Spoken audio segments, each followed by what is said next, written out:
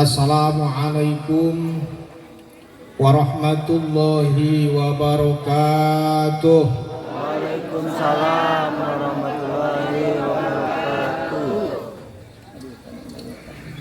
Alhamdulillahil ahadis somad, lam yalid wa lam yulad wa lam yakul lahu kufuwan ahad. Wassalatu wassalamu ala sayyidina Muhammadin Sallallahu sirri hayatil wujud wassababil a'zam li kulli mawjud wa ala alihi wa ashabihi ahli taqwa wal jud. Ashhadu an la ilaha illallah wa ashhadu anna Muhammadan abduhu wa rasuluh wa la hawla wa la quwwata illa billah. Allahumma fasalli wa sallim ala sayyidina Muhammadin wa ala alihi wa ashabihi ajma'in. Allahumma nawwir qulubana binuri hidayatika kama nawartal arda binuri syamsika abadan abada birahmatika ya arhamar rahimin. Allahumma hdina siratal mustaqim siratal ladzina an'amta alaihim ghairil maghdubi alaihim waladdallin. Allahumma anfa'na bima 'allamtana wa 'allimna bima yanfa'una. Allahumma anfa'na bima 'allamtana wa 'allimna bima yanfa'una. Allahumma anfa'na bima 'allamtana wa 'allimna bima yanfa'una birahmatika ya arhamar rahimin. Amin ya Allah ya rabbal alamin ya mujibas sa'ilin. Amma ba'd. Alhamdulillah, puji syukur kita panjatkan ke hadrat Allah Subhanahu wa taala.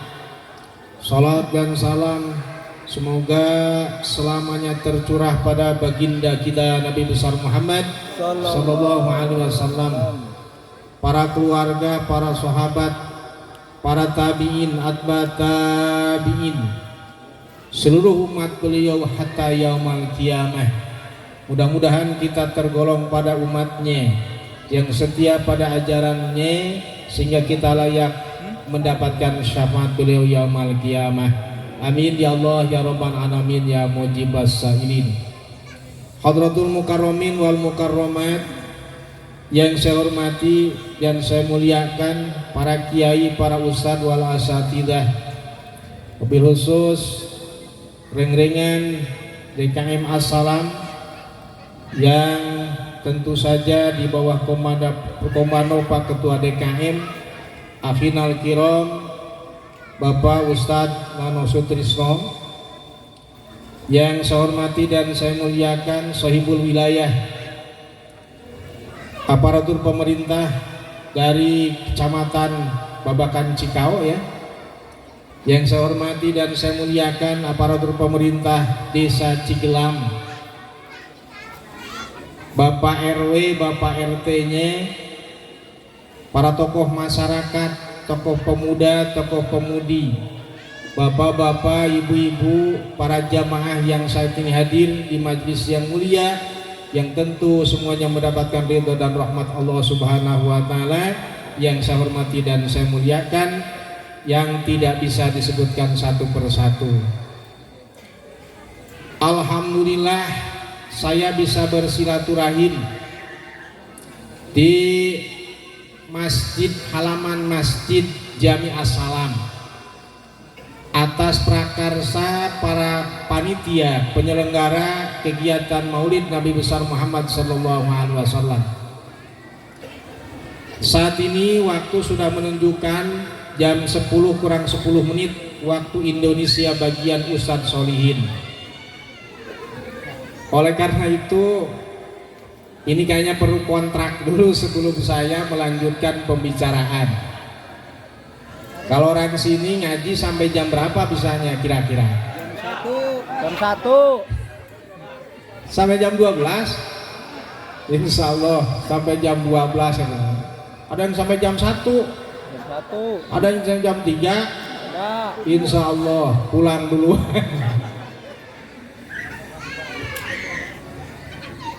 Tentu Bapak Ibu sekalian, yang saya sampaikan mungkin ada yang sudah paham dengan apa yang sudah saya sampaikan, atau bahkan kiai ini mah tidak rame, kan sekarang mah ngundang kiai itu harus rame, harus banyak ketawanya. Oleh karena itu saya memohon maaf kepada Bapak Ibu sekalian kalau saya tidak bisa memuaskan semua, karena saya bukan alat pemuas. Mudah-mudahan Bapak Ibu sekalian nanti bisa mencari hazanah-hazanah yang lainnya agar termotivasi thalabul ilmi dari berbagai ustadz, dari guru-guru para masyayikh kita yang tentu saja yang berada di lingkungan kita semua. Kita berdoa dengan pertemuan kita saat ini, karena ada hadis Nabi yang mengatakan bahwa Allah itu mempunyai tentara. Tentaranya tentara langit yang disebut dengan malaikat. Dan malaikat itu setiap saat berkeliling ila turuq wasyari, baik di jalan-jalan, baik di gang atau di gang-gang. Maksud saya, apa tugasnya? Mencari majelis zikir. Ketika malaikat itu menemukan majelis zikir, seraya malaikat itu kemudian membuka, ya, terima kasih. Terima kasih.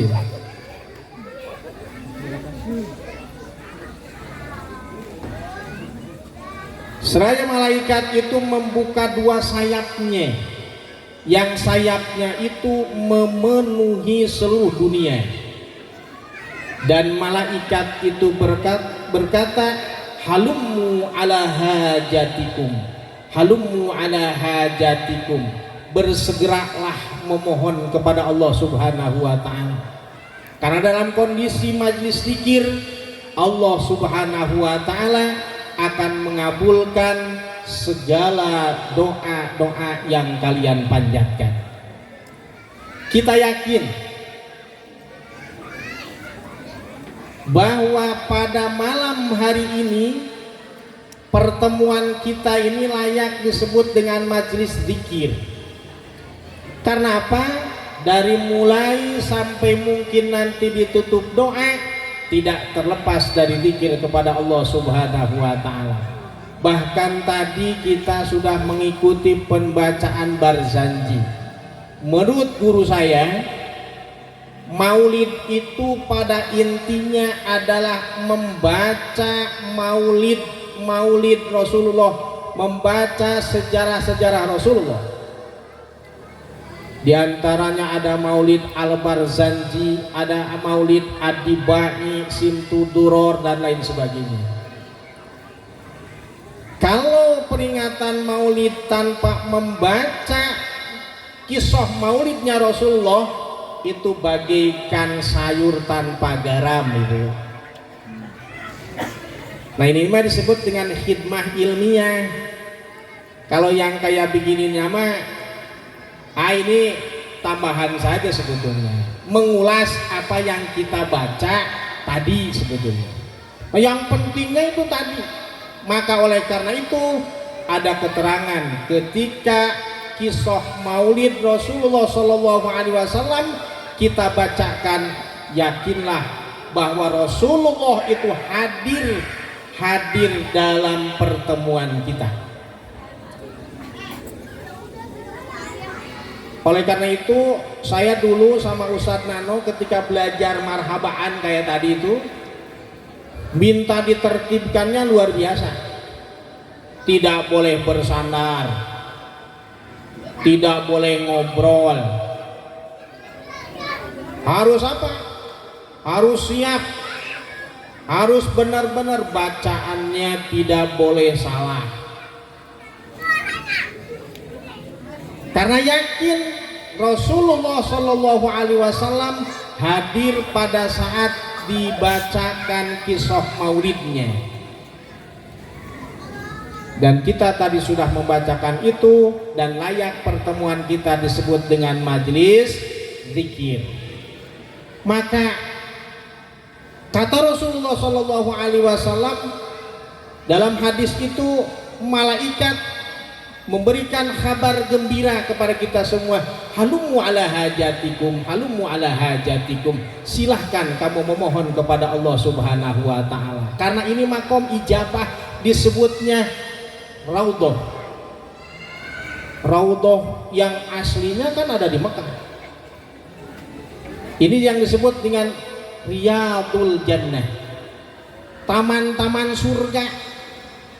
Ibu kalau mau ibadah ke raudhah, ongkosnya mahal, jaraknya jauh. Dan ibadah di sana luar biasa.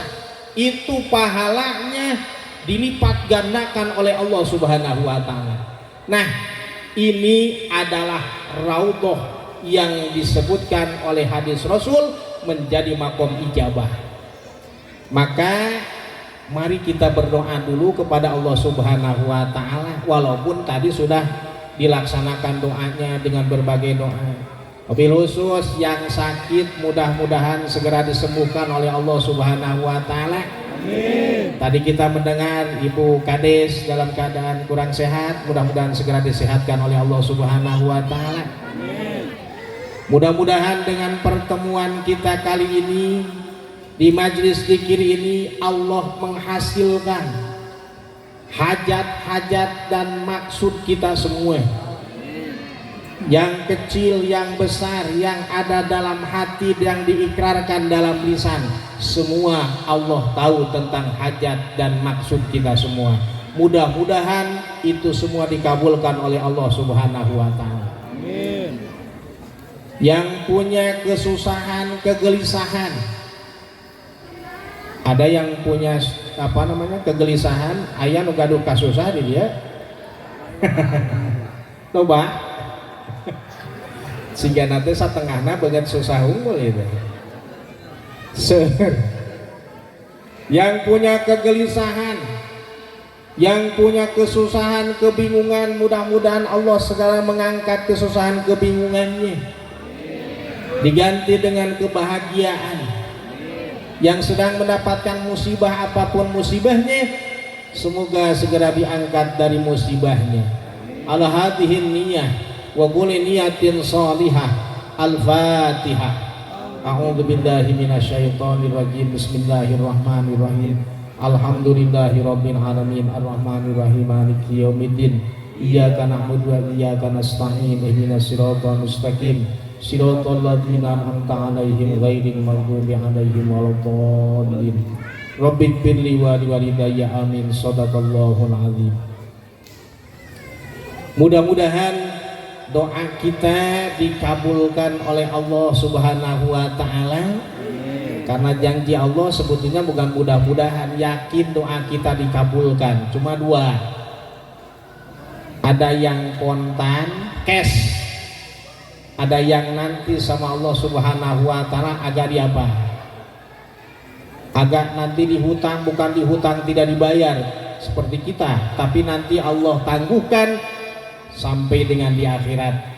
Walal akhiratu khairul laka minal ula, dan pahala akhirat itu lebih mulia, lebih agung dibandingkan dengan pahala di dunia. Amin ya Allah ya Rabbal alamin ya mujibas sa'ilin. Ibu bapak hadirin sekalian yang saya hormati, pada malam ini kita berniat untuk memperingati kelahiran Nabi besar Muhammad sallallahu alaihi wasallam sebagai ikhtiar kita untuk kita mengenang untuk kita bersyukur bahwa alhamdulillah kita masih kebagian Nabi. Afrika itu lebih jauh dari, tidak lebih jauh daripada kita ke Arab Saudi. Eropa itu tidak lebih jauh ke Arab Saudi. Kita ke Arab Saudi itu jauh, naik pesawat aja sekitar 8 sampai 9 jam baru nyampe. Alhamdulillah, cahaya kenabian Nabi Muhammad sallallahu alaihi wasallam, risalah Nabi Muhammad sallallahu alaihi wasallam walaupun jauh sampai kepada kita semua. Al-Quran yang 30 juz, alhamdulillah walaupun sedikit sampai ke sini ke Cigelam, alhamdulillah masih ada nyampe Yasin wae mah. Al-Quran 114 surat, alhamdulillah nyampe ke sini walaupun sedikit, cuma trikul. Qul huwallahu ahad, qul a'udzu birabbil falaq, qul a'udzu birabbin nas. Salat yang diajarkan Rasulullah sallallahu alaihi wasallam cukup banyak. Alhamdulillah walaupun salatnya ada yang masih 1 minggu sekali, bahkan 1 tahun sekali 2 kali, Idul Fitri dan Idul Adha. Hadis Rasul itu banyak, tapi walaupun sedikit yang nyampe kepada kita, alhamdulillah ada 1-2 mah kita hafal hadis. Minimal innamal a'malu binniyat. Segala sesuatu itu harus didasarkan pada niatnya. Nah, Bapak Ibu sekalian, kita sadar bahwa tanpa junjungan kita Nabi besar Muhammad sallallahu alaihi wasallam, kita tidak akan mengenal tentang keislaman. Maka pantas kalau DKM As-Salam pada malam ini mengadakan acara memperingati Maulid Nabi besar Muhammad sallallahu alaihi wasallam. Dalam kitab Dakhairul Muhammadiyah, Syekh As-Said Alawi Al-Maki Al-Husain bahkan memberikan ilustrasi, Bapak Ibu sekalian, malam lahirnya Rasulullah sallallahu alaihi wasallam ternyata kalau dibandingkan dengan Lailatul Qadar masih agung malam kelahiran Nabi besar Muhammad sallallahu alaihi wasallam. Dengan 3 alasan menurut beliau. 1, Lailatul Qadar ada karena adanya Rasulullah sallallahu alaihi wasallam. Kira-kira kalau Rasulullahnya tidak ada tidak padilah Lailatul Qadar. Nyamual aya da ayana padilah Lailatul Qadar gara-gara adanya Rasulullah. Itu menurut hujah beliau, menurut pendapat beliau. Yang kedua, alasan beliau bahwa malam dilahirkannya Rasulullah sallallahu alaihi wasallam lebih mulia dibandingkan dengan Lailatul Qadar. Karena kalau Lailatul Qadar mah turunnya malaikat, para malaikat, kalau malam dilahirkan Rasulullah mah didohirkannya Nabi besar kita Muhammad sallallahu alaihi wasallam. Pak, ada dalam hadis qudsi, laulaka ma khalaqtul aflak. Kalaulah tidak ada engkau Muhammad, kata Allah, tidak akan aku ciptakan alam ini. Urang mah terang teh ibu nupang kasep teh Nabi Yusufnya, betul ya? Yang kita kenal bahwa yang paling ganteng itu para rasul itu Nabi Yusuf. Yang saya dapatkan keterangan, ternyata kegantengan Nabi Yusuf itu tidak lebih dari 1/3-nya kegantengan Rasulullah SAW. Karena itu tidak didohirkan saja kan Rasulullah Shallallahu Alaihi Wasallam, sehingga tidak terkenal kegantengannya. Nanti di akhirat itu akan didohirkan Rasulullah, anta syamsun, anta badun, anta nurun fauqa nur. Engkaulah cahaya matahari, engkaulah bulan purnama, engkaulah cahaya di atas cahaya. Nur Muhammad Sallallahu Alaihi Wasallam, diciptakanlah alam ini termasuk kita semua. Sebarkan manusia, ada yang putih, ada yang putih rambutnya campur merah, ada yang kehitam-hitaman, ayah nurangge, nu abu-abu dan lain sebagainya. Itu sebagian daripada nurnya Muhammad Sallallahu Alaihi wa alihi wasallam. Oleh karena itu dalam Ad-Dibai kalau nggak salah, karena Rasulullah Sallallahu Alaihi Wasallam ahsanal khuluq, ahsanal kholqi kholqon wa khuluqon.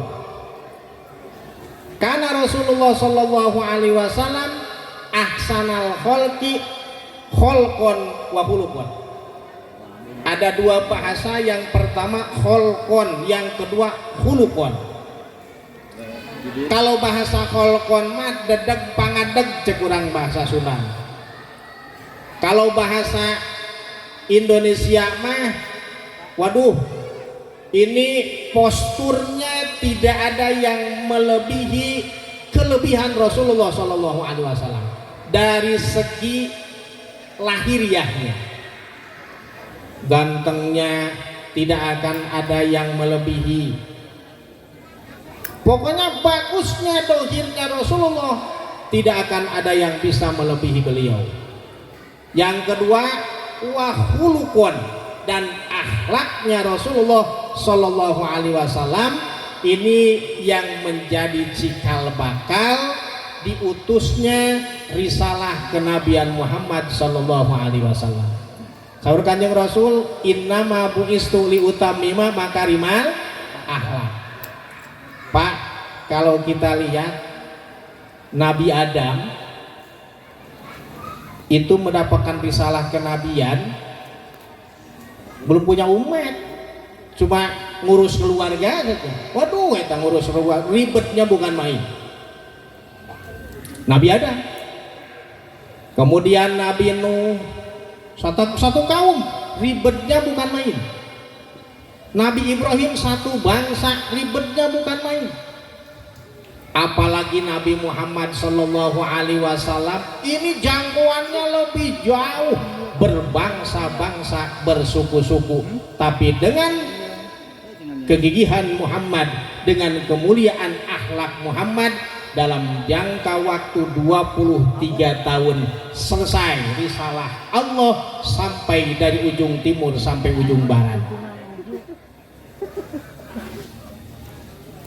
Dulu kalau Nabi Ibrahim diberikan keistimewaan mukjizat oleh Allah Subhanahu wa Ta'ala, dibakar itu ternyata tidak mempan dibakar. Nabi Musa dengan kehebatannya memukulkan tongkat dilempar jadi naga, tongkat dipukulkan ke laut jadi jalan tol. Sigana palurah kalau diberikan tongkat Nabi Musa sekarang, bikin jalannya nggak susah ya. Bedanya mukjizat yang diberikan kepada Nabi kita Nabi Muhammad Sallallahu Alaihi Wasallam ternyata berbeda, tidak diberikan kehebatan yang seperti begitu. Karena Allah lebih tahu medannya akan seperti apa. Jika Allah Subhanahu wa Ta'ala memberikan mukjizatnya kepada Nabi Muhammad, yang tersohor, yang terkenal seperti Nabi Ibrahim dapat memadamkan api misalnya, dapat mendinginkan api, saya kira nanti akan tidak bermanfaat untuk umatnya Nabi Muhammad. Karena umat Nabi Muhammad dengan teknologinya Pak, bukan hanya mendinginkan yang panas, bisa memanaskan yang dingin, bener ya? So, umatnya Nabi Muhammad bisa mendinginkan yang panas, bisa memanaskan yang dingin dengan teknologi. Maksudnya apa? Mendinginkan yang panas, ciptakan AC, pan jadi adem, yang tadinya panas jadi dingin. Terus menciptakan apa? Menciptakan yang panas dari yang dingin, ya ciptakan open dan lain sebagainya. Kalaulah Nabi Muhammad kemudian mukjizatnya disamakan dengan Nabi Musa misalkan, dengan apa? Dengan bisa memungkulkan tongkat, bisa membelah laut dan lain sebagainya. Ternyata umat Muhammad sama hebatnya seperti itu. Coba bawa pemain ke Jakarta, reklamasi itu laut itu sudah menjadi hotel itu, villa itu sudah di tengah laut. Umat Nabi Muhammad kumaha hebat umat Nabi Muhammad. Oleh karena itu Nabi Muhammad diberikan senjata oleh Allah kerasulannya dengan akhlak. Maka ketika Rasulullah Shallallahu Alaihi Wasallam Siti Aisyah sebagai istrinya ditanya, saat bertanya, gitu ya, Sa'altu Aisyata, aku bertanya katanya kepada Aisyah tentang akhlaknya Rasul. Fakolat, maka Aisyah menjawab, khuluquhul Quran, akhlaknya itu Al-Quran.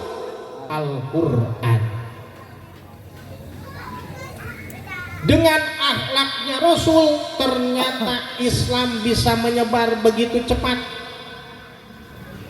Dengan akhlaknya Rasul ternyata Islam bisa menyebar tanpa kekerasan. Islam menyebar dengan kesantunan, Islam menyebar dengan kesopanan, Islam menyebar dengan adab. Akhirnya sampailah risalah keislaman itu kepada kita semua. Alhamdulillah.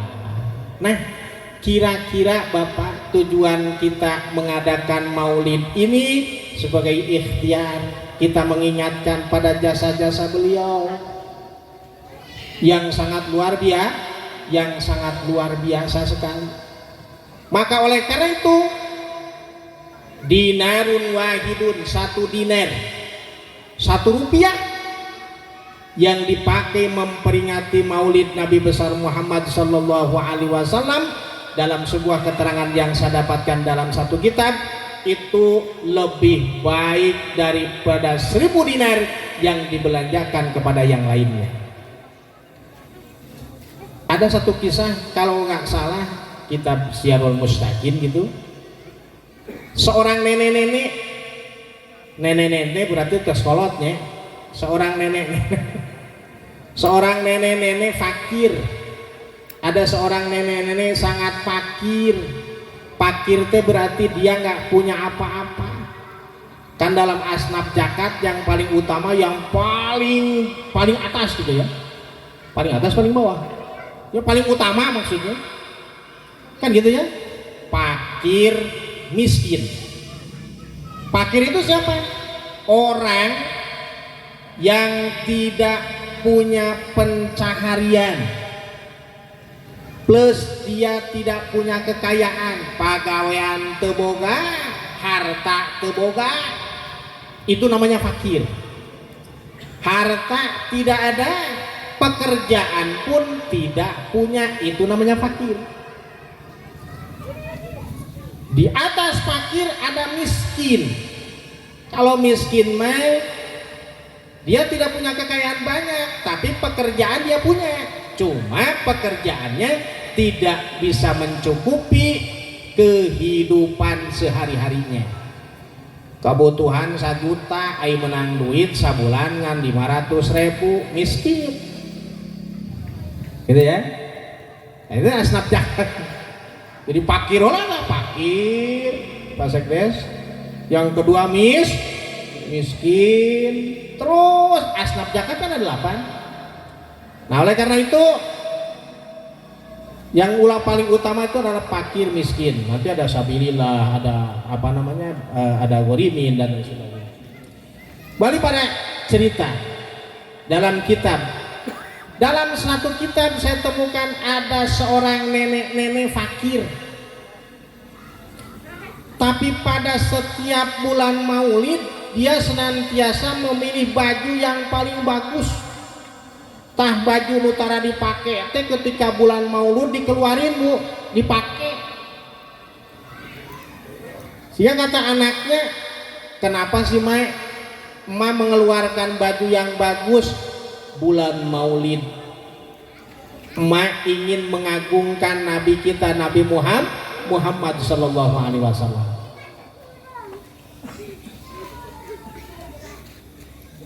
Begitu si nenek ini berjalan beberapa tahun melakukan kegiatan-kegiatan yang seperti itu, artinya memakai baju, mengeluarkan baju yang bagus-bagus untuk mengagungkan Nabi Muhammad pada bulan kelahirannya. Sampailah nenek itu pada ajalnya, sampailah nenek itu pada akhir usianya, yaitu kematiannya. Wamatat, dan meninggallah nenek-nenek itu, dan tidak meninggalkan harta benda illa dinarun wahidan, kecuali 1 dinar saja. Tetapi sebelum apa? Sebelum dia meninggal wasiat pada anaknya, mak mah cekurang berbahasa Sunda gitu nya, mak mah teu gaduh naon-naon kan ieu we boga sadinar jeung nu kadua boga baju paranti mah muludan sakitu-kituna ujang jang ujang. Wahai anakku, mah tidak meninggalkan warisan padamu kecuali 1 dinar saja, dan baju yang selalu mah pakai untuk memperingati Maulid. Nanti ketika emak meninggal, kata nenek itu, emak mah mau dibungkusnya dengan baju yang emak pakai itu, gitu ya. Karena memang dalam fikih boleh saja, kalau tidak ada kain kapan warna putih, yang hitam juga nggak apa-apa. Pakai batik tina naon, kayak diudangkeun, aduh si bapak itu mah gagah, woi pakai kain kapan aja tina naon, tina batik terus konangan. Coba apa kalau tidak ada? Menurut pikir kan begitu ya. Tapi yang paling utama adalah yang putih. Kalaupun tidak ada ya boleh saja. Nah kata emaknya, emak ingin nanti kalau meninggal baju ini yang dibekalkan, baju inilah yang akan membungkus emak nanti sebagai kain kafannya. Dan saya serahkan yang 1 dinar, manfaatkan olehmu. Eta anaknya ketika mendapatkan 1 dinar itu, waduh nangis luar biasa. Akhirnya kemudian meninggalkan rumah, Pak, sampailah pada satu kampung. Di kampung itu ada acara yang seperti begini, kurmarhabaan, gitu ya. Masuk, we. Si anak itu ngikut marhabaan, walaupun dia dalam keadaan capek, akhirnya tertidur, gitu ya, tertidur di dalam apa? Di dalam apa? Di dalam tolabnya itu, di dalam kegiatan Maulid itu. Dan Allah Subhanahu wa Ta'ala memberikan ilham kepadanya ketika tidur, dia bermimpi seolah-olah al-qiyamatu qad qoma, kiamat itu sudah terjadi. Waduh, ini kiamat sudah terjadi. Kemudian dia bertemu dengan ibunya. Begitu bertemu dengan ibunya, ibunya kelihatan cantik luar biasa, gitu ya. Kemudian ibunya memakai pakaian yang waduh serba bagus, yang dia tidak pernah menemukan baju itu pada kehidupan sehari-harinya. Akhirnya dia bertanya, mak ari eta baju menang di mana mamnya aralu siga kitu teh itu mah didapatkan dari mana kata ibunya anakku ini baju yang emak pakai ini adalah pahala ketika emak kalau ada bulan maulud baju-baju yang bagus itu selalu emak keluarkan dan dipakai untuk memperingati maulid. Nah sampai di situ mimpinya bangunlah terbangun yang ngaranna keur aya dina riungan meureun bunya burinya teh ulung aing teh ngimpi akhirnya sadar dari mimpinya selesailah acara kemudian dia jalan lagi dan di perjalanan dia berpikir 1 dinar yang punya emak belum dia ngapa-ngapain saya kalau belikan kepada yang lainnya takut nanti orang tua saya tidak ridho oleh karena itu dia beritikad untuk menafkahkan yang 1 dinar itu yang warisan ibunya cuma 1 dinar itu untuk kegiatan yang sama pan muludan itu sok segernya didinya sok seperti itu coba muludan di dio di itu di mana akhirnya kemudian dia jalan lagi mencari kegiatan-kegiatan yang di situ akan mengadakan kegiatan maulid akhirnya kemudian si uangnya itu diberikan sebagai infak atas nama ibunya yang sudah meninggal begitu diberikan uang itu malamnya dia bermimpi lagi pak bertemu dengan ibunya eta nyuman terang nyuman ngarangkulan memeluk menciumi dia kemudian seraya mengatakan terima kasih anakku terima kasih anak terima kasih akhirnya anaknya kemudian mak ada apa sebetulnya ternyata katanya emaknya itu dibangunkan satu rumah di surga oleh Allah Subhanahu wa Ta'ala berdasarkan amal anaknya yang menginfakkan 1 dinar itu untuk memperingati maulid Nabi besar Muhammad Sallallahu Alaihi Wasallam. Komo tadi Pak Camatnya parantos naon parantos nyecep ka ibu parantos ngadugikeun ka mana ka panitia ya Allah ya Rabbana Pak Ibu itulah yang akan bermanfaat bagi kehidupan kita nanti di akhirat yakinlah bahwa 1 rupiah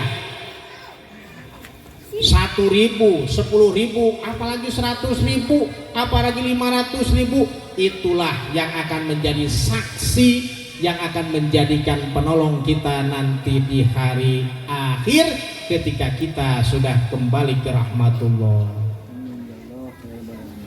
tah diyakinkan dari kitab oleh karena itu banyak sebetulnya cerita-cerita ini saya mendapatkan ijazah kitab dari Kiai Haji Abbas Lembur Situ Pasawahan saya baru beli kemarin saya baca dan kitab itu yang cerita itu bukan dari kitab itu saya dapatkan dari kitab yang lain ternyata banyak cerita bagaimana keagungan kita mengagungkan maulid Nabi besar Muhammad Sallallahu Alaihi Wasallam mudah-mudahan keberkahan itu dikucurkan diturunkan oleh Allah kepada kita semua wabil khusus oleh Allah diberikan ini kepada panitia nih kata Pak dari kecamatan Pak siapa Pak Sadim tadi mah mengatakan nih itu kan para panitia kan peringatan mah cenah kitu ayat 3 kan ada yang diingat-ingat ada yang punya ingatan siapa yang punya ingatan yang pertama yang punya ingatan yang panitia urang mah diingatkan ke panitia ya kan ayo sirkulir Pak bari ngiringan moal badai mau muludan di dia nah yang pertama punya ingatan itu siapa para panitia bikin sirkulir baru oh iya kita terbawa ingat nah mudah-mudahan sekali lagi apa yang sudah didengarkan oleh Bapak dan Ibu sekalian diberikan pahala oleh Allah Subhanahu wa Ta'ala dengan pahala yang berlipat ganda amin ya Allah ya Rabbal alamin ya mujibas sa'ilin sudah setengah 11 30 menit prolog Pak Camat kita acan nggak sama itu karek prolog Saya diberikan tema yang luar biasa pada malam hari ini, meneladani Nabi Muhammad Sallallahu Alaihi Wasallam untuk memperkokoh kepedulian dan kebersamaan. Bapak Ibu sekalian yang saya hormati, tadi saya sudah sampaikan bahwa Rasulullah Sallallahu Alaihi Wasallam itu diutus oleh Allah Subhanahu Wa Taala untuk menyempurnakan akhlak. Sehingga dalam surat Al-Ahzab jelas sekali Allah memberikan ilustrasi. A'udzu billahi minasyaitonir rajim. Bismillahirrahmanirrahim. Laqad kana lakum fi Rasulillahi uswatun hasanah. Rasulullah itu pantas menjadi uswah. Rasulullah itu pantas untuk menjadi contoh, karena memang satu stabilitas pribadinya yang luar biasa. Sehingga tadi sudah saya katakan bahwa Rasulullah menyampaikan risalah ini tanpa dengan kekerasan, dikerasin oleh orang lain. Beliau berbuat kelembutan kepada orang yang membuat kekerasan itu. Akhirnya orang segan, akhirnya orang malu, akhirnya dia berpikir sendiri, iya ya, ngapain saya harus keras-keras sama Muhammad? Muhammadnya juga seperti begitu, orang yang selalu memberikan kekerasan. Ketika sakit pertama kali ditengok oleh Rasulullah Shallallahu Alaihi Wasallam, sok sanu teh era Pak, urang ngamusuhan tatangga, pangheulana dilongok teh nu digeulehan ku urang. Ketika kita sakit, ternyata yang pertama nengok itu adalah dia yang kita benci habis-habisan. Begitu gok teh di loang pantopan meureun teh urang teh era. Ye, geuning si eta kuram kirim kicap kiceup. Dan Rasulullah melakukan itu. Sulitnya bukan main untuk kita. Nah, kenapa kita sulit untuk mencapai derajat, untuk mencapai persamaan, atau untuk mencontoh Rasulullah Shallallahu Alaihi Wasallam? Insyaallah nanti kalau waktunya cukup saya akan mengulas ayat itu berdasarkan para ahli tafsir. Paling tidak kebersamaan yang dibangun oleh Rasulullah Shallallahu Alaihi Wasallam, persatuan yang dibangun oleh Rasulullah Shallallahu Alaihi Wasallam dalam menyebarkan agama Islam ini sudah terbukti jelas. Tadi kata Pak Camat, tanpa kebersamaan malah kita tidak akan terwujud. Segala sesuatu yang kita anggap ini sulit, dengan kebersamaan ternyata tidak ada apa-apanya. Ibu lamun tema orang nyapukeun sampah, menyapukan sampah, nyapukeun runtah, kira-kira mun ku nyerek hiji bisa moal. Moalnya sapu lidi satu pakai nyapu di halaman masjid di rumah kita, kira-kira hasilnya akan seperti apa? Tapi sapu lidi satu dua disatukan menjadi beberapa lidi sampai 100 misalkan, diikat menjadi ikatan yang kuat, kemudian kita gunakan untuk menyapu sampah, ternyata tenaganya luar biasa. Iya ramo aja, ya namina jempol, ya namina curug. Coba bayangkan, ya kan? Serasinya ini, jari-jari tangan kita, cinginten-ginten. Kira-kira ini kalau ini tidak harmonis kerjanya ini, yang jari-jari kita yang 5 ini, upami tema orang tua dek nyocol ka ditu gitu nya, ku curug hiji gitu, kira-kira bebenangan mah tah. Moalnya kalau kita akan makan timbal misalnya, atau makan makan sesuatu, ternyata ini tidak bisa digerakkan yang 4-nya. Yang bisa digerakkan cuma satu jari. Kira-kira hasilnya maksimal tidak akan maksimal. Oleh karena itu Rasulullah dari mulai berjuang sampai menyatukan sahabat Muhajirin dengan Ansor. Gitu ya. Kebersamaannya luar biasa. Sampai-sampai seperti saudaranya sendiri. Dan ini yang dimaksud dengan kebersamaan dan kepeduliannya. Ternyata Pak, ketika orang lain tidak mampu, dia peduli terhadap yang tidak mampu. Bahkan ini dicontohkan Rasulullah Shallallahu Alaihi Wasallam. Tadi dalam bacaan Al-Barjanji, akhlak Rasulullah Shallallahu Alaihi Wasallam itu wakana Shallallahu Alaihi Wasallam syadidal haya'i wat tawadu. Kemudian yasifu na'lahu wa yahlubu satahu wa yasiru fi hidmati. Nah, Rasulullah Shallallahu Alaihi Wasallam memberikan contoh tauladan kepada kita semua. Hidup mandiri, peduli terhadap keluarga. Dia tahu bahwa istri itu bukan pembantu, sehingga tidak setiap saat cek urang Sunda mah eta curug balas jentrik nutah nitah we salah kita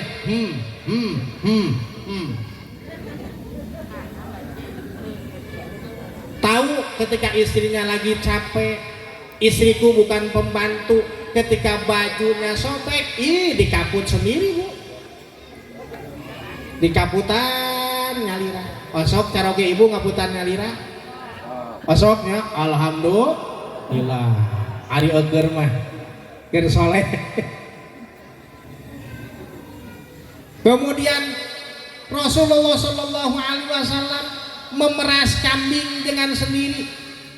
Walaupun memang Rasulullah Shallallahu Alaihi Wasallam itu sebetulnya punya pembantu-pembantu, kalau menyuruh pun bisa saja,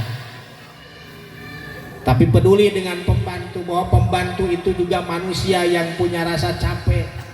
Pembantu itu juga yang sama haknya perlu istirahat, tidak serta merta kemudian Rasulullah Shallallahu Alaihi Wasallam dengan seenaknya wah.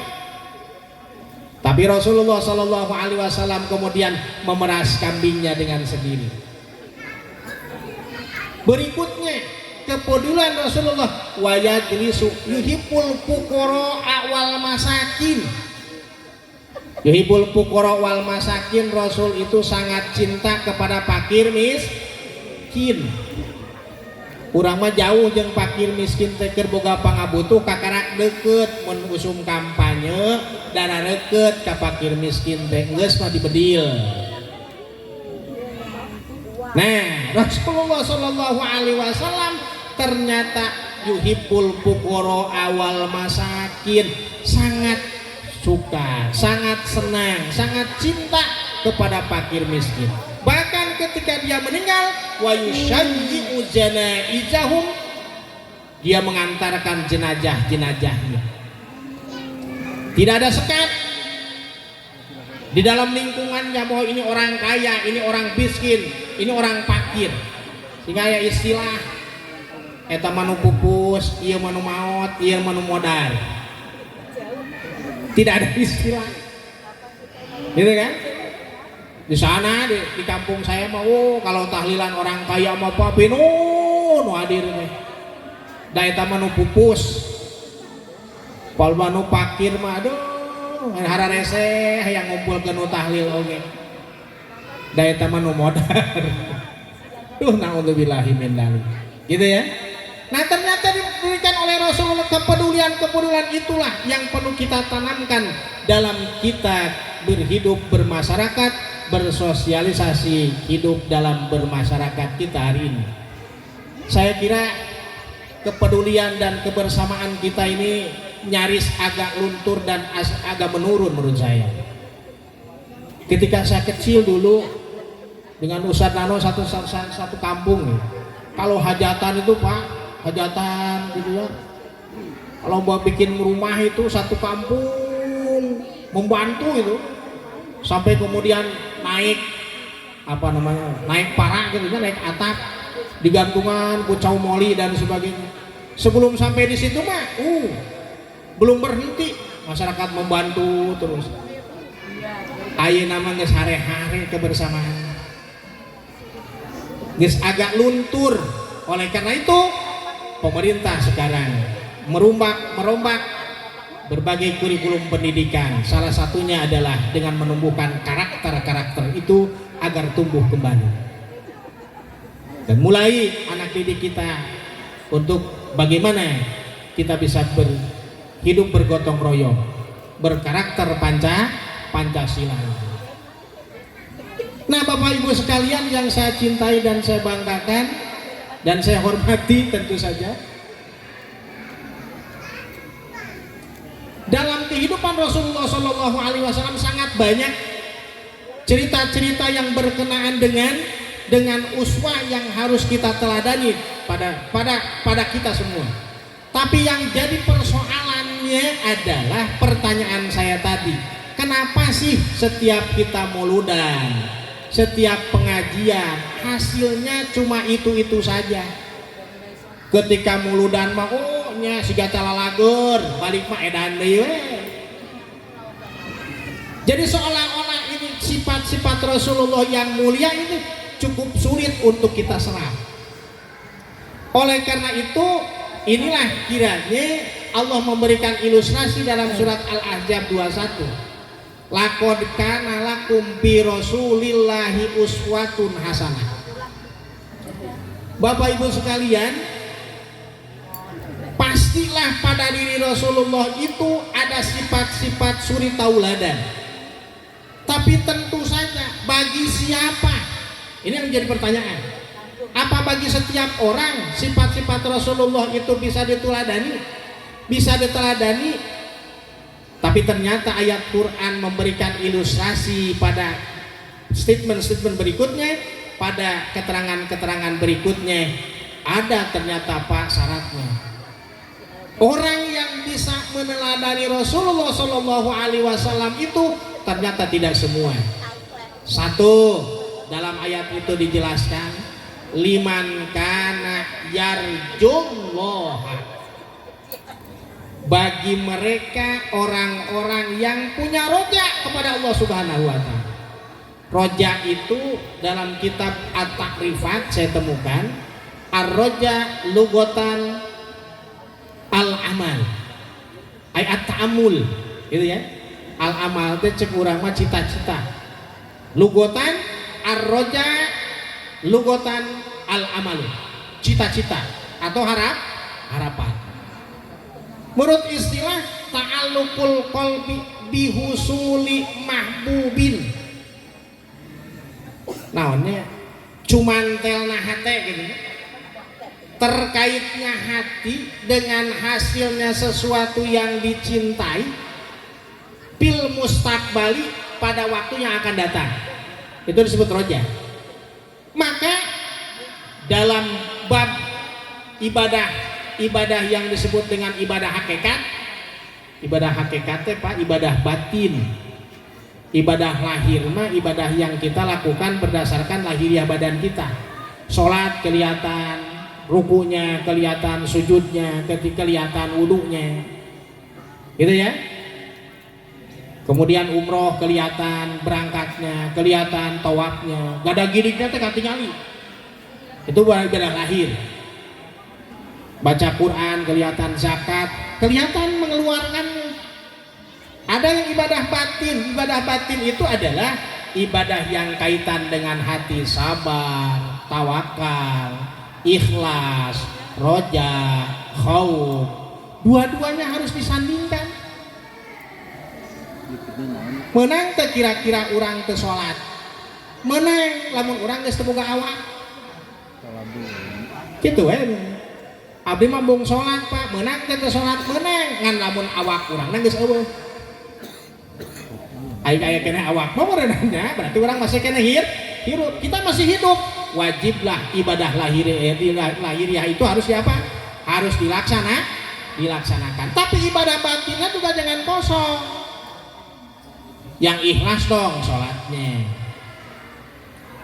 Nah, yang roja itu adalah yarjullaha, orang yang berharap pada pahala Allah Subhanahu wa Ta'ala, orang yang berharap pada rahmat Allah Subhanahu wa Ta'ala.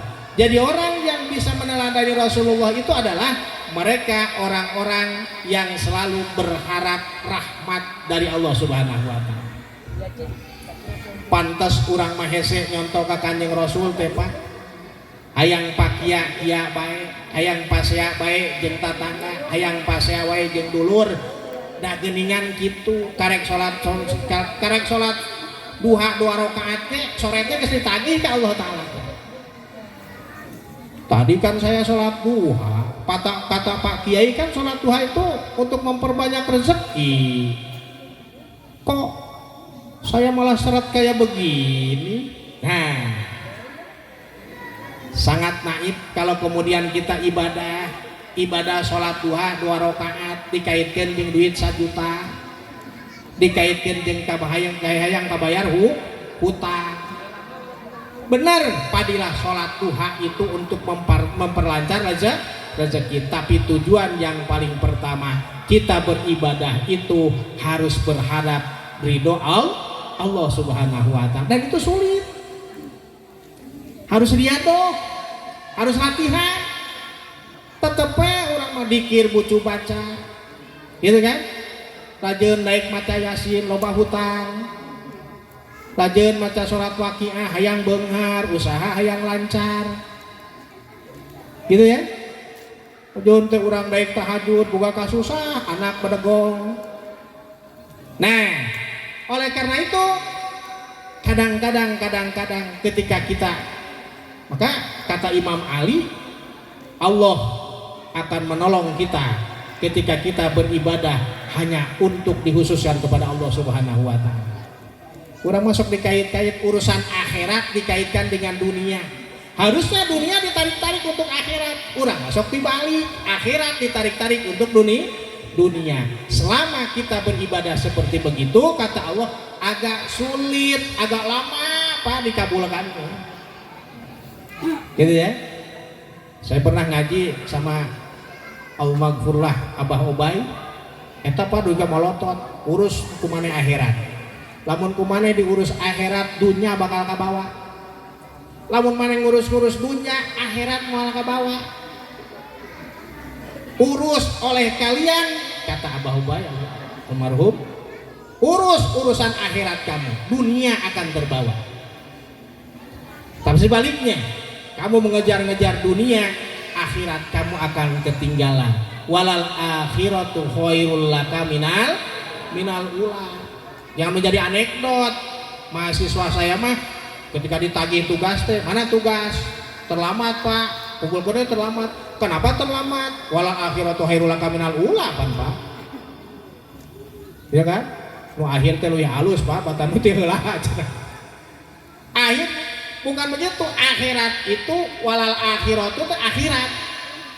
Akhirat itu akan lebih bagus daripada apa? Daripada al-ula. Al-ula itu adalah kehidupan dunia. Nah, kadang-kadang kita mah ibadah itu jangankan yang urusan dunia, urusan akhirat saja ditarik-tarik untuk urusan dunia. Sehingga agak sulit kita mendapatkan rasa roja dalam hati kita. Nah, selama kita seperti begitu akan sulit meneladani Rasulullah Sallallahu Alaihi Wasallam. Sanes cek Ustaz Solihin, Al-Quran gitu. Surat Al-Ahzabnya seperti begitu. Ya. Yang kedua, wal yaumil akhir. Mereka yang bisa meneladani Rasulullah Sallallahu Alaihi Wasallam itu siapa lagi? Syarat kalau kita ingin bisa meneladani Rasulullah Sallallahu Alaihi Wasallam, wal yaumil akhir, harus beriman kepada hari akhir. Ingat bahwa kita mah setelah ada kehidupan itu ada kematian, ya setelah ada kematian ada kehidupan kembali. Inna nahnu nuhyil mauta wa naktubu ma qaddamu wa atharahum wa kullu shay'in ahsaynahu fi kitabim.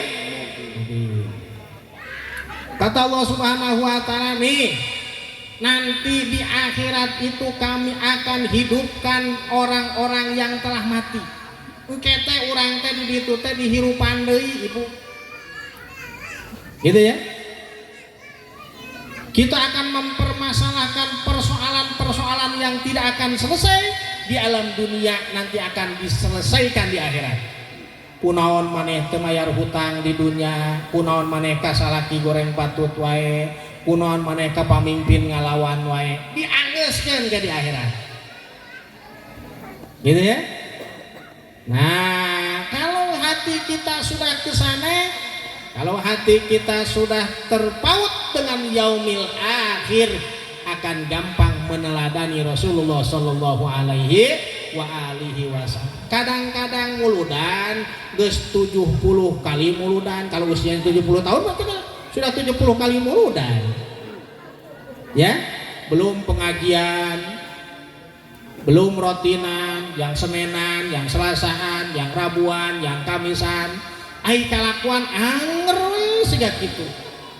Tibang seragam we, nu ganti nanti seragam semenah, seragam salasaan, seragam rebuan. Paripolah tingkah laku mah tidak ada bedanya seperti kita tidak mengaji dan mengkaji. Sulit untuk meneladani Rasulullah Shallallahu Alaihi Wasallam karena hati kita belum terpaut kepada yaumil akhir. Betah hidup di alam dunia. Sudah 1 jam kurang lebih 15 menit lagi aja lah. Sampai jam berapa? Jam 11 apa ya? Nah. Yang terakhir Bapak Ibu sekalian, kenapa sih kita sulit meneladani Rasulullah Shallallahu Alaihi Wasallam? Saya kira contoh-contoh kebersamaan, kepedulian Rasulullah Shallallahu Alaihi Wasallam mah saya kira tidak harus panjang lebar saya bahas. Dan itu sudah ada di benak Bapak Ibu sekalian. Yang paling utama saya bahas, kenapa keteladanan Rasulullah sulit, tauladan Rasulullah, keteladanan Rasulullah sulit kita tauladan. Ini penting PR bagi kita. Satu tadi, karena kita tidak yarjullaha, tidak berharap kepada rahmat Allah, ibadah kita senantiasa dunia. Nu kaingatkeun duit, pangkat, jabatan, kageun bari sing ngijingeungan baturnya. Kageun bagi nganggo goreng baturnya. Nu penting abdi hasil maksud. Nauzubillahi min dzalik. Yang kedua, wal yaumil akhir. Ingat, setelah ada kehidupan ada kematian, dan setelah ada kematian ada kehidupan kembali. Maka inna lillahi wa inna ilaihi rajiun. Mulih tadi tetibu sanes piknik. Iya. Telah berpulang. Kalau sudah berpulang, wal pulang deui, tidak akan pulang lagi. Namanya juga pulang. Oleh karena itu fatazawwadu fa inna khairaz zadi taqwa. Berbekalan. Perbanyak perbekalan Anda, dan yang paling bagus perbekalan itu adalah takwa kepada Allah Subhanahu wa taala. Urang naik piknik ke Ancol, kita mau piknik ke Jogja, padahal kita mau niat balik lagi. Kira-kira perbekalannya banyak nggak? Duit teu boga, minjem heula kami toha, cau buruk diasupkeun, nyeun buras dibuka teh geus haseum isukna teh bokalgon kabeh. Padahal kita punya niat untuk balik lagi. Kita mau apa? Mau pulang ke alam sana, tidak dipikirkan oleh kita. Nah, selama kita belum terpaut dengan akhirat itu, sulit untuk meneladani Rasulullah Shallallahu Alaihi Wasallam. Yang terakhir dan insya Allah bahasan yang terakhir, wa dzakarallaha dzikron katsiran, wa dzakarallaha katsiran. Orang yang akan mudah meneladani Rasulullah Shallallahu Alaihi Wasallam itu adalah, menurut surat Al-Ahzab 21, mereka orang-orang yang selalu berzikir kepada Allah Subhanahu wa taala. Ibu, Rasulullah Shallallahu Alaihi Wasallam pernah mengeluarkan satu keterangan dalam hadisnya. likulli syai'in sokolatun wa sokolatil qalbi dzikrullah.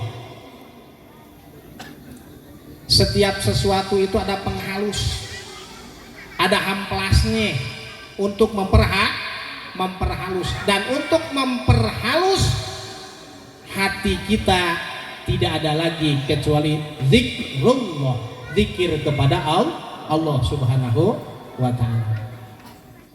Sehingga dalam beberapa ayat, banyak ayat-ayat yang menyuruh kita untuk berzikir. Ya, di antaranya surat Al-Ahzab, masih surat Al-Ahzab ayat 40 ayat 40. Ya ayyuhalladzina amanu dzkuru dzikran katsira wasabbihu bukratan wa asila.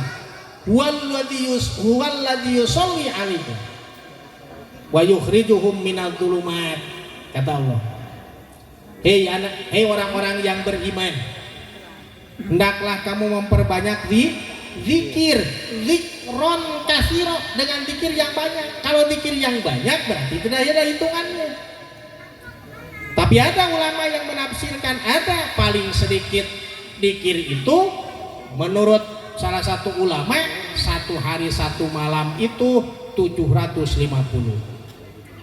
Ada yang memberikan keterangan setiap sholat itu 165 kali. Cing nanyakeun abdi ai urang sabaraha hiji tadikir sapoe-sapeting. Pantes atuh hate urang mah karatan wae. Hati kita itu mungkin saja sakit dan mungkin saja mati. Nah, cara kita ini disebut dengan santapan rohani. Saya tanya, kira-kira yang bisa nyantap itu yang hidup atau yang mati? Yang hidup. Ibu sanajan ngondang ajengan honorna seharga motor, ari hate nampaeh mah moal bisa narima. Kahartos teh.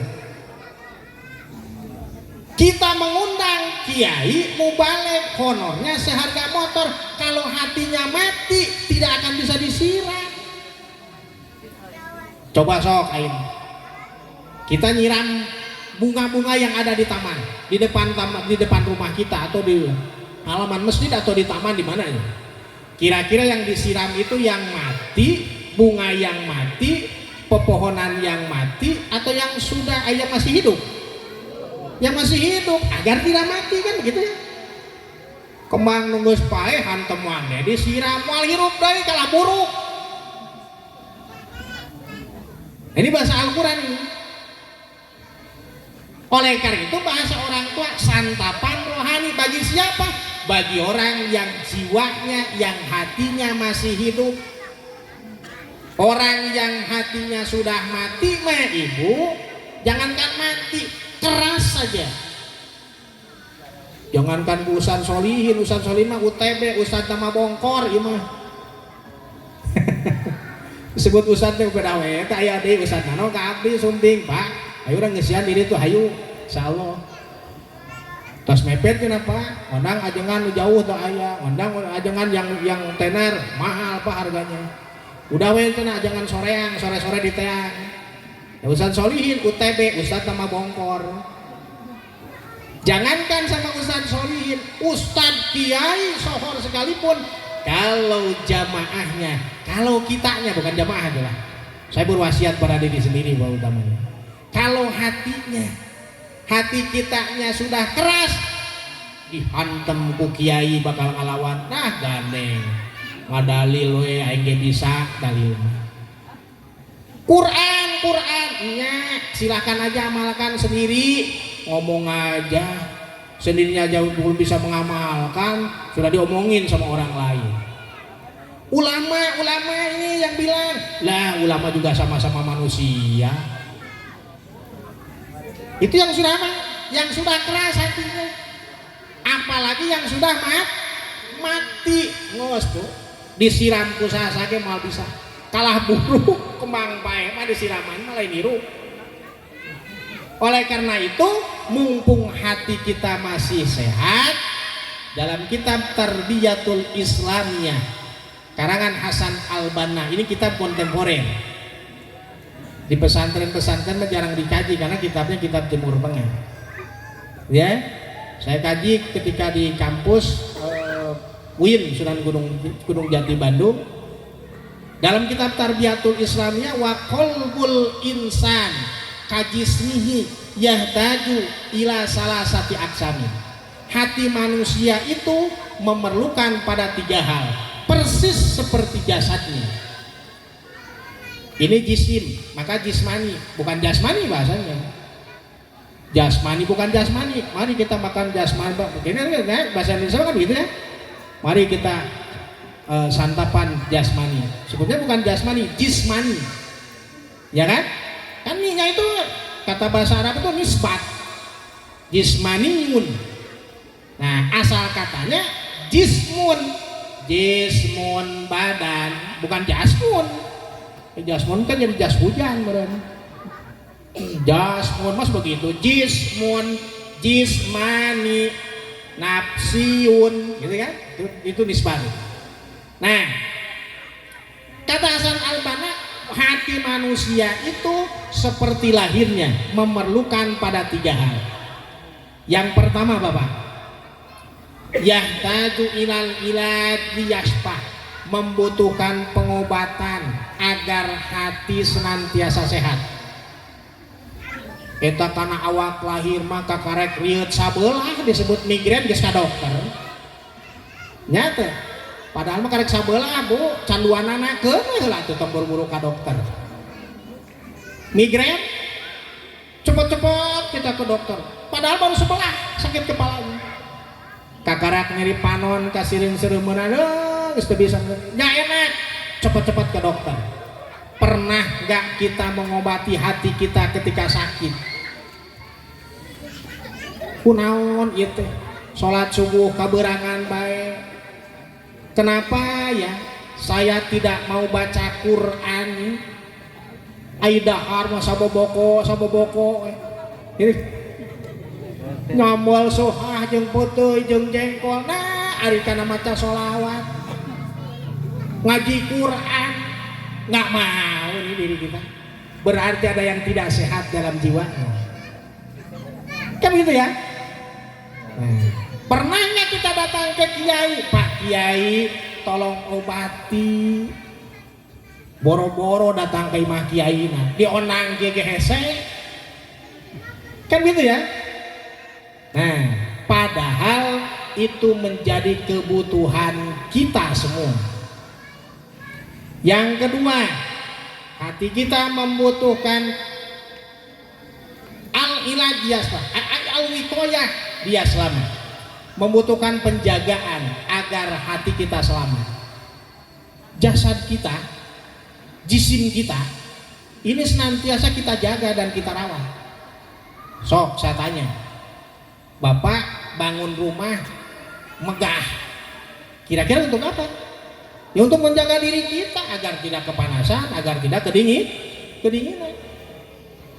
Unggal lebaran beli baju, bahkan setahun bisa 3 kali, bahkan ibu-ibu mah unggal minggu cek oden. Untuk apa itu? Untuk menutupi aurat kita, untuk menutupi badan kita agar kita masuk angin, agar tidak kepanasan. Beli porsi jok, eta teh da tepati naon ngan saukur teh hargaan bujur we supaya ngeunaheun dieu. Kan gitu ya.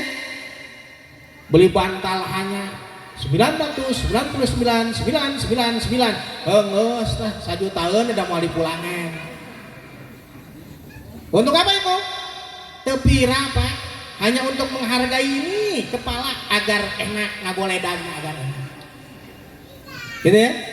Padahal alus lama tong siga kita tong digoledakeun. Si bantal teh suhun di dia, lamun disuhunkeun dung disuhun di dia, berarti kita tidak akan tidur. Nah itu yang bagus. Puasa daripada apa? Daripada tidur. Urang mah dingeungeuna awak teh. Kasurna diempukan, ya enak, semakinlah kita terlena. Subuh anger we kaberangan. Gitu ya. Berikutnya, yang terakhir, lil goda liyahya, membutuhkan makanan, nutrisi agar hati kita tetap hidup. Apa itu? Ngaji Quran, dzikir dan lain sebagainya. Nah, untuk membeningkan hati kita itu adalah zikrullah, zikir kepada Allah Subhanahu wa taala. Bahkan ayat itu menerangkan, wahai orang-orang yang beriman, zikirlah kamu dengan zikir yang jumlahnya banyak. Setelah zikir wasabbihu bukrata wa asila. Janji Allah bagi orang yang zikir dan selalu bertasbih kepadanya. Allah innahu yusolli alaikum. Allah yang akan membacakan sholawat kepadamu. Sholawat, Pak. Di ayat itu, di surat itu, di Al-Ahzab dijelaskan juga, innallaha wa malaikatahu yusholluna alan. Berarti posisi kita disandingkan dengan Rasulullah Shallallahu Alaihi Wasallam. Allah itu membaca sholawat, malaikat membaca sholawat kepada siapa? Kepada Nabi. Dalam ayat itu Allah berjanji, Allah akan membaca sholawat kepada orang yang zikir dan bertasbih kepada Allah Subhanahu wa taala bukrata wa asila. Berikutnya, wa yukhrijuhum minadh dhulumat, dan Allah akan mengeluarkan mereka dari kegelapan. Maksudnya kegelapan apa? Kesusahan, kebingungan. BBM naik bingung tuh. Kira-kira lamun budak bedegong poek tuh. Salaki begerde poek tuh. Poek. Kita nggak punya duit, gelap nggak kira-kira? Gelap. Seluruh kesusahan, kebingungan itu adalah kegelapan bagi kita. Dan Allah berjanji dengan kehebatan zikir dan tasbih, Allah akan mengeluarkan kita dari segala kesusahan. Dan berikutnya, tentu saja Allah akan meringankan kita. Iya ugel-ugel, ya ugel-ugel. Nah setiap ini, itu tuh ngoliana tuh zikir, gitu kan? Makanya sulit untuk kita meremas atau apa namanya? Ngegerakin tasbih. Kalau kita apa? Jarang berzikir, sulit untuk itu. Ngangkatkeun leungeun ugel-ugel teh hese. Lamun tara dikir. Untuk bisa mencontoh mentauladi Rasulullah sallallahu alaihi wasallam, wa dzakarallaha dzikran katsira dalam Quran surat Al-Ahzab. Oleh karena itu, mudah-mudahan sekali lagi kebersamaan kita, kepedulian kita meningkat setelah kita memperingati Maulid Nabi besar Muhammad Sallallahu Alaihi Wasallam pada malam hari ini. Saya kira itulah yang bisa disampaikan Pak Lurah, Bapak Camat, wakil dari kecamatan, Pak Ketua DKM. Saya berwasiat untuk diri saya pribadi, pada khususnya, umumnya untuk semuanya saja. Ada benarnya tentu dari Allah dan Rasulnya, banyak salahnya tentu dari kesalahan saya. Saya yang bodoh, saya yang keliru menafsirkan syariat-syariat yang diajarkan oleh Rasulullah Sallallahu Alaihi Wasallam. Mohon maaf kiranya nanti insya Allah kalau yang salahnya akan diluruskan oleh para masyayikh kita, para guru-guru kita, para ustadz di lingkungan. Inilah yang bisa saya sampaikan. Sekali lagi mohon maaf pada orang tua, para kesepuhan sadayana. Mohon maaf atas segala kesalahan dan kekurangan saya. Demikian, terima kasih. Sebelum kita tutup, berdoa langsung. Jaddidu imanakum biqauli la ilaha illallah. Mangga. La ilaha illallah. La ilaha illallah. La ilaha illallah. La ilaha illallah.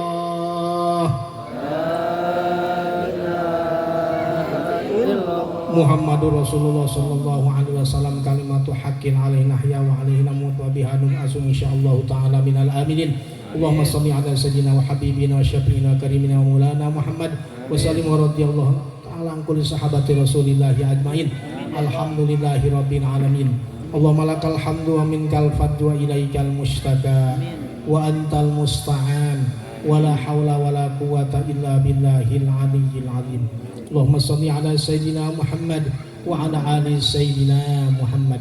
Allahumma la tada' lana fi maqamina hadha dhanban ila ghafardah wala aiban ila satardah wala hamman ila farrajdah wala maridan ila syafaidah wala dainan ila sallamdah wala hajatan min hawaijid dunyal akhirah illa qadaitaha wa yassartaha fayassir umurana wa nawwir qulubana washrah sudurana wakhtim bis solihati a'malana ya Allah.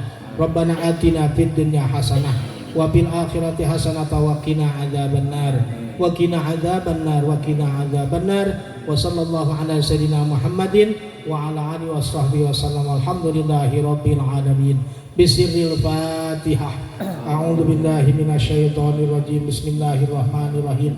Alhamdulillahi rabbil alamin arrahmanir rahim maliki yaumiddin. Iyyaka na'budu wa iyyaka nasta'in ihdinas siratal mustaqim siratal ladzina an'amta 'alaihim ghairil maghdubi 'alaihim waladdallin. Shadaqallahul azim. Wallahul muwaffiq ila aqwamit thoriq. Assalamualaikum warahmatullahi wabarakatuh.